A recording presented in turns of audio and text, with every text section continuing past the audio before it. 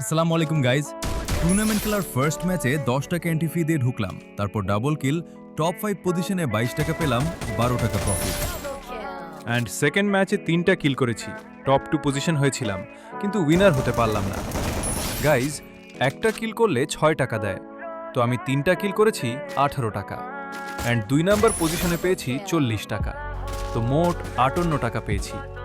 10 টাকা entry fee আর 48 টাকা profit হয়েছে।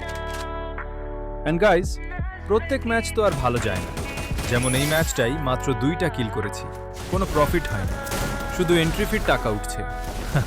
সমস্যা নেই, আগের প্রফিট আছে।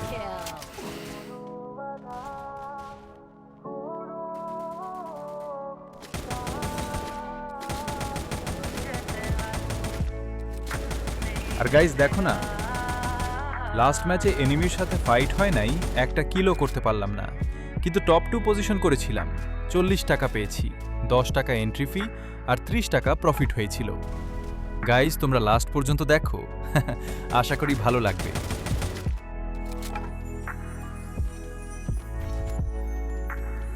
আর গাইজ, এরকম ভিডিও তোমাদের কাছে কেমন লাগে?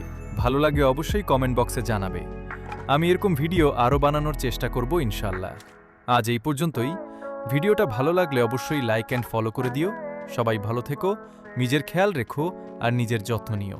আল্লাহ হাফেজ।